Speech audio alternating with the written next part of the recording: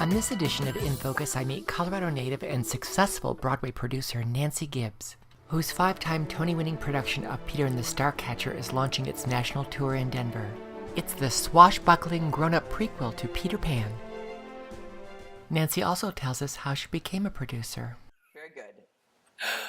Welcome home, Nancy. Thanks, Edie. It's been almost 9 months since I've seen you. That's right.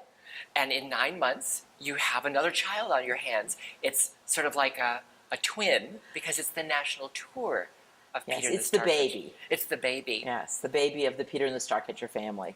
Because we're still running in New York, but we've moved locations. Correct. And we have mostly a new company cast in New York.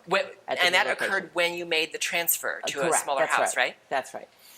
That's amazing. Now, that must be really an exciting option available for a producer now to be able to take that success and not have to close it, but to give it new life in New York by moving it to another house. Well, that's become a new alternative, and we have a lot of experience off Broadway, and it's like, well, let's see if we can make this work. The biggest drawback to those smaller houses is that people don't know what the show is, and so once you've been on Broadway for almost a year, you have that branding.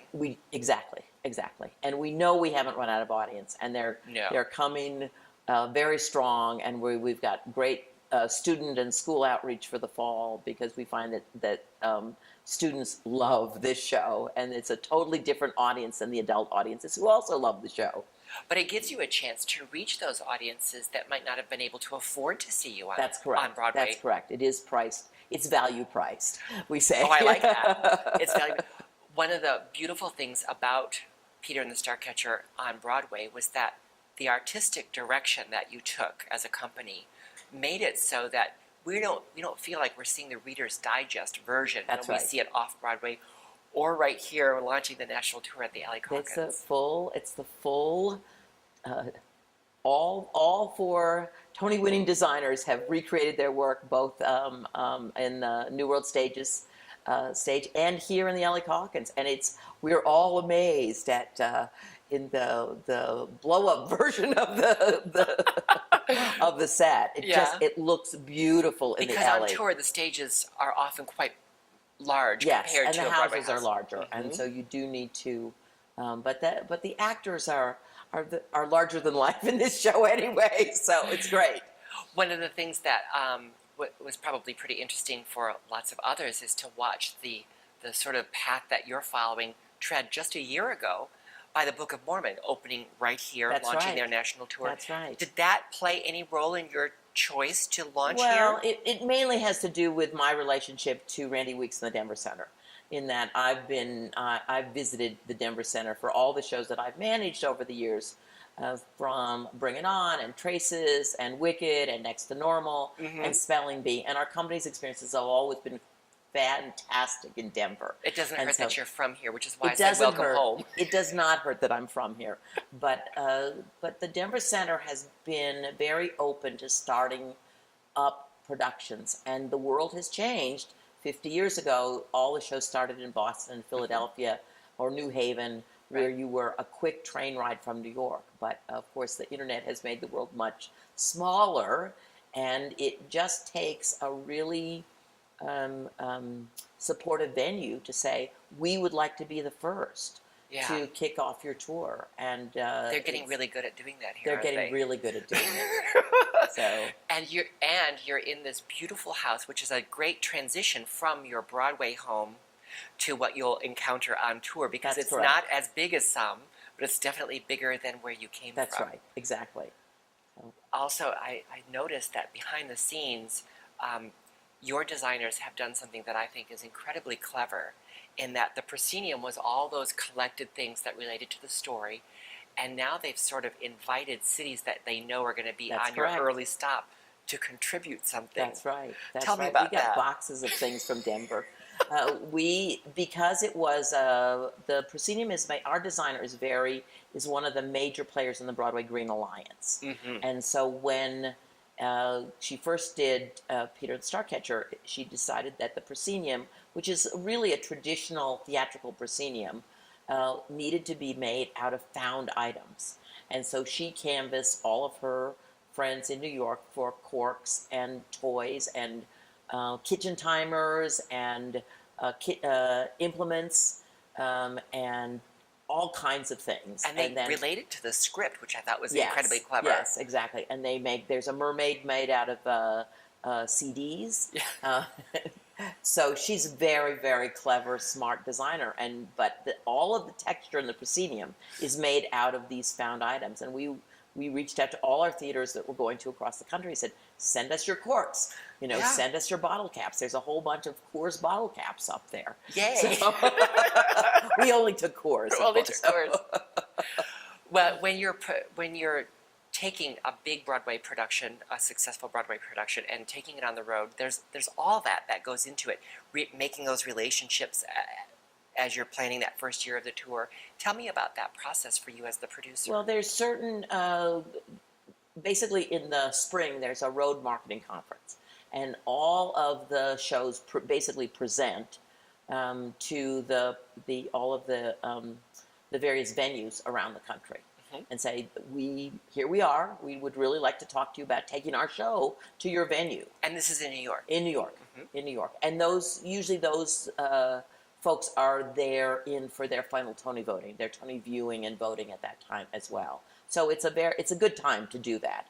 And at that point, we talked up the show because there's so many wonderful education angles and creativity angles, and really, for theater people, Peter and the Starcatcher has a great resonance, as well as for audience members who remember theater as it was when they first started going to theater, because we really touch that part of you, like, oh yes, that's why I go to the theater. It's about the audience interaction with the actors. That you feel like you get to know them during the course of the play. And it's that sort of throwback storytelling that does not get lost in all of the special. I mean, I love shows with those big special effects. Absolutely, there's a great place for that. But I love to see this. I want to say unique storytelling, but this old-fashioned storytelling techniques. I love that. And you have to really listen to pay attention to the story, because you don't know what's coming next. And that's really my favorite kind of shows. Is I want to be surprised. In real life, I don't want to be surprised. In the theater, I want to be surprised. So, yes, I think I would agree with that. Speaking of surprises, I think that a lot of people will be surprised. You mentioned some of the shows you've been connected to, to find that such a successful Broadway producer comes from Colorado. So how did that become part of your vision for your life, or was it? It just happened.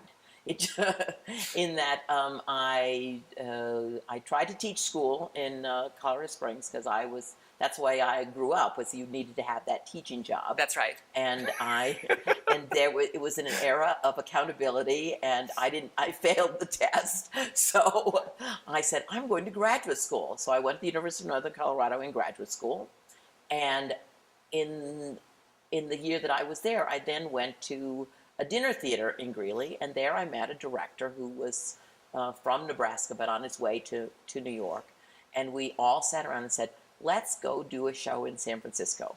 And so we went to San Francisco, and we went into a church off Polk Street in San Francisco, and told the pastor that we would sing in church. And it was a very small inner city church, so they had a very small congregation and no choir to speak of. But they had a choir director. So we would sing in church if we could use their church for our play. And we did a musical in this church for 3 weekends. We got reviews, and and it gave us a taste of doing original shows. So of course we want to know what show that was. The show was called Shine, and it was books 9 through 12 of the Odyssey. Never really went anywhere from there. But from there I met people at the Curran Theater box office, and they said, well, if you want to get into theater management, because it was like, oh, you mean you could be good in math and in the theater? It's like, that's for me. And so if you want to be in theater management, you need to move to New York. Yep. So I moved to New York over 30 years ago, and was a company manager for about 10 years. What was the first company you worked for in New York? First company I worked for Whitehead Stevens, which was, I did Gene Kerr's last play, which was Lunch Hour. I did the original production of Betrayal. I did those as the company manager. And then I was at Ford's Theater and worked as a general manager for about 2 years when my kids And you were survived? little. And I survived. With kids. Then I moved back to New York to be a general manager. And I started general managing, did a lot of off-Broadway. And there was a group of us who began to working together. And one of those people was David Stone, who's the lead producer on Wicked. And so we... Some tiny little musical that, you know, tiny little musical. might make its mark on the theater. It does I don't okay know. in Denver. But we did many small shows. We did, I understand they're doing the Santaland Diaries here this year. And Yes, we did Boulder that originally. Ensemble Theater Company is bringing it to the gallery. Very nice, Yeah. very nice. So we did that original production. So we've done a lot. We've done successful shows, unsuccessful shows, middling shows. Then we did Spelling Bee. We did Next to Normal. Just a few little shows that they may have heard of. And so it just happens.